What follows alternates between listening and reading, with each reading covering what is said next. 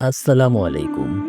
এই পৃথিবীর শেষ কিভাবে হবে তা নিয়ে বিভিন্ন বিজ্ঞানী বিভিন্ন তথ্য দিয়েছেন। কেউ বলেছেন যে সূর্য আমাদের গ্রহকে তার তাপ দেওয়া বন্ধ করে দেবে। সূর্যের আলো পৃথিবীতে প্রাণের সবচেয়ে অবিচ্ছেদ্য অংশ। কারণ সূর্যালোক সালোক সংশ্লেষের অন্যতম প্রধান উৎস এবং পানিচক্র সূর্যের আলো ছাড়া ধ্বংস হয়ে যাবে। কিছু বিজ্ঞানী বলেছেন পৃথিবীতে সমস্ত প্রাণী শেষ হয়ে যাবে আর নয়তো ওজোন স্তর বিলুপ্ত হয়ে যাবে। আমাদের পৃথিবীর সাথে সূর্য অথবা মহাশূন্য বিচরণকারী অন্য যে কোনো গ্রহের সংঘর্ষ ঘটবে।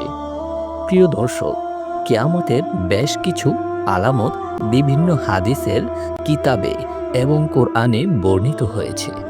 যাই হোক, কিয়ামতের কিছু লক্ষণ ইতিপূর্বেই সত্য প্রমাণিত হয়েছে। যেমন হাদিসে রয়েছে কিয়ামতের আগে নিঃস্ব এবং নগ্ন পায়ের রাখালেরা উঁচু বিল্ডিং নির্মাণের প্রতিযোগিতা করবে। আমার প্রিয় ভাই ও বোনেরা, এখন আমরা দেখতে পাচ্ছি আরবরা উঁচু ভবন নির্মাণের চেষ্টা করছে। অন্য এক হাদিসে বলা হয়েছে কিয়ামতের পূর্বে দাসী তার মনিবকে জন্ম দেবে।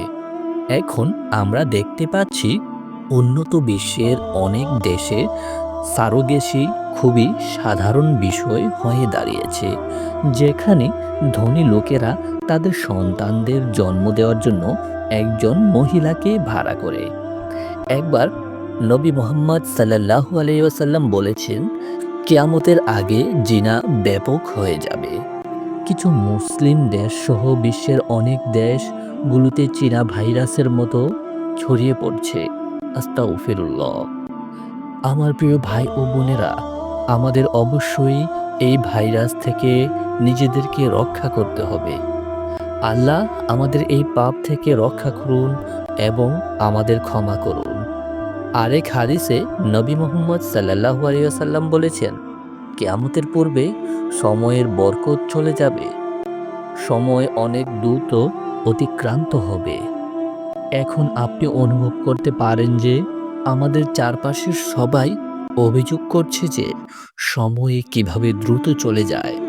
মনে হচ্ছে একটা বছর পার হচ্ছে এক মাসের মতো, একটা মাস এক সপ্তাহের মধ্যে চলে যায়, এক সপ্তাহ যায় এক দিনের মতো এবং একদিন এক মিনিটের মতো দ্রুত কেটে যায়।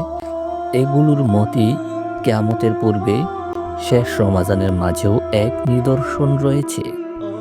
নুয়াইম বিন হাম্মাদ তার কিতাবুল ফিতানে একটি হাদিস বর্ণনা করেছেন যে একবার নবী মুহাম্মদ সাল্লাল্লাহু আলাইহি ওয়াসাল্লাম বলেছেন, কিয়ামতের আগে যে রমজান আসবে তখন লোকেরা রমজানে একটি বিকট আওয়াজ শুনতে পাবে।